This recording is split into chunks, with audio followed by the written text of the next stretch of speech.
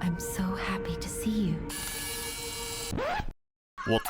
About half a year ago, developer NeoWiz, famous for massive MMORPGs like Bless Unleashed and Ilion, and developer Round 8 Studio, famous for nothing, released a Souls-like out of nowhere that took the internet by storm. Oh my god! Okay, it's happening! Many a YouTuber and review website started making remarkable claims that all boiled down to the same thing. It's like Dark Souls, but better. These claims are great and all, but they come from people who actually managed to finish Souls games. I, on the other hand, have a finished Souls-like resume, shorter than the list of the amount of people who managed to love me. I mean, my cats love me, I think. I hope my mom does as well. Yeah, that's about it. So I figured I'd have to give the game a try as well. But before I could do some actual in-game fighting, I was already fighting with Xbox Game Pass, as for whatever reason the game refused to work with an actual Xbox controller, but it somehow did work with a PlayStation controller. Lord knows this fucking thing is useless with the shortage of games releasing, but hey, topic for another day. First of all, the comparison to the actual Souls games themselves is a bit far-fetched, as Lies of P feels more like a combination between Sekiro and Bloodborne. It feels like Sekiro, as the game puts a lot of emphasis on timed parries, applying status effects to your sword, and ensuring that you know the difference between when to block and dodge. It feels like Bloodborne, as the game is fucking depressing. It feels like Bloodborne, as the game rewards aggressive gameplay, as being hit while blocking drains your health meter, but by then immediately going back on the offensive again, you gain some of that health back. Besides that, there's no magic and barely any ranged combat, meaning that the game is like 90% hand-to-hand, or well, sword-to-traffic sign combat. Besides these points, all of the other similarities between the actual Souls games and this game are unmistakable. Even though the world is falling apart, every door that you come across is still somehow magically locked. The mandatory swamp filled with disease, feces and used condoms is present. Gravity death is a thing. The endless fucking walking back towards boss fights, and how can we forget the woman with an ASMR voice that you can use to level up and have dirty fantasies about. Lies of P. More like Lies of D, am I right?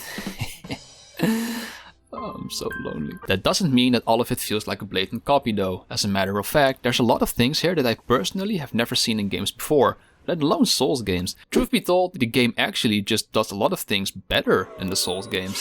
First of all, I have mentioned in plenty of previous videos that I abhor uncreative skill trees that don't add anything but plus damage or plus health. Those are not skills. It's called leveling up. Lies of P buried this ancient concept and revived it into something magnificent, having to decide if you'd rather start spending points on melee, survival, ability or item type, as you can't combine these under the same gear. Also, they called that level up system the P organ. The jokes just write themselves for this game.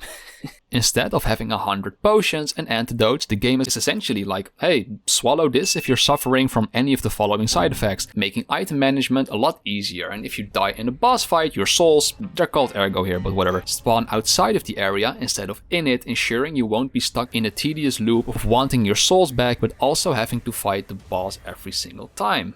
Now, you might say, this is part of the Souls experience, but the Souls community in general is a bit of a funky one, as they simultaneously have a superiority complex for finishing hard games, but at the same time they get very mad if you say that the games aren't even that difficult to finish. Make up your fucking mind already.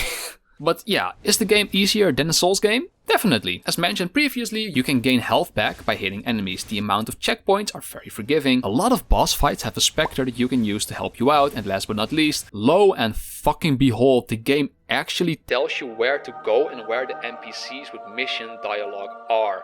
Good Lord in heaven, thank you, thank you, thank you.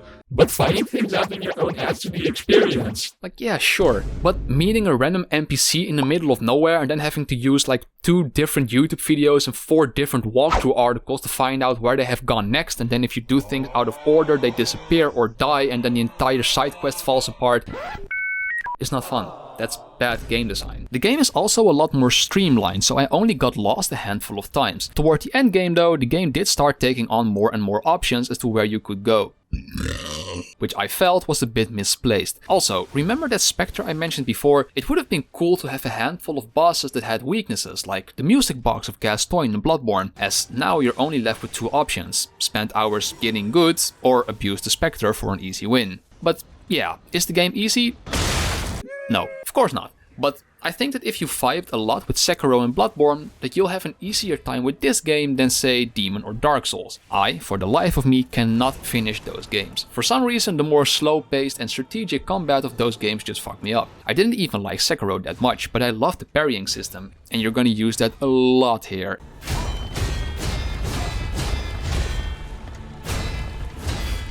As turtling up behind the shield simply isn't an option. There is a shield, sure, but it's like the shield in Bloodborne, meaning that 90% of you watching this are now all thinking the same thing. There were shields in that game? The amount of enemy types are also incredibly impressive. As the game is based off of the story of Pinocchio, you'll obviously start off fighting a lot of puppets, but the moment you start worrying that this will get old, the game throws a major twist your way and actually makes you fight plenty of monsters and other type of machinery as well. These range from clowns to scorpion-like beasts to... Father? The amount of boss fights are also incredibly impressive. None of them felt unfair or with cheesy movesets, and thankfully the amount of them who had 2 different faces was also quite limited.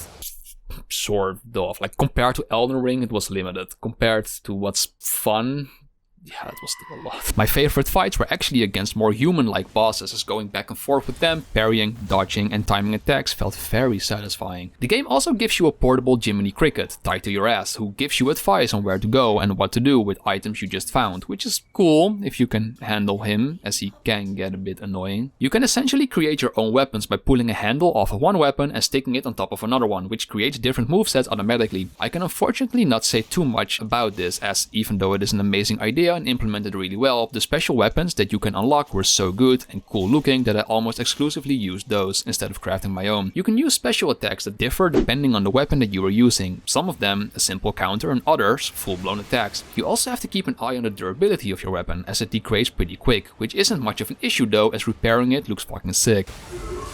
The impact of every weapon and attack sound meaty and powerful, which is a good thing, as the combat in Souls games will always eventually become pretty repetitive. At one point I was fighting a random enemy and he was only blocking and I just smashed through not only his guard but his entire weapon, which was really cool to see. And then there are the visual things I haven't even mentioned yet, like the costumes that you can unlock and how beautiful all of the levels look. Last but not least, the game has a story. Oh no, that's it. That's already more than any other From Software game has ever given us. But the lore! Yeah, sick. Finishing a game and then having to watch a 3-hour YouTube summary to understand what happened is so much fun. So, is it better than the actual Souls games? Well, the clickbaity answer would be yes. But the more nuanced answer would be that it sincerely depends on what your preference is. But if I said that from the start, you wouldn't have watched my video. So, you're welcome.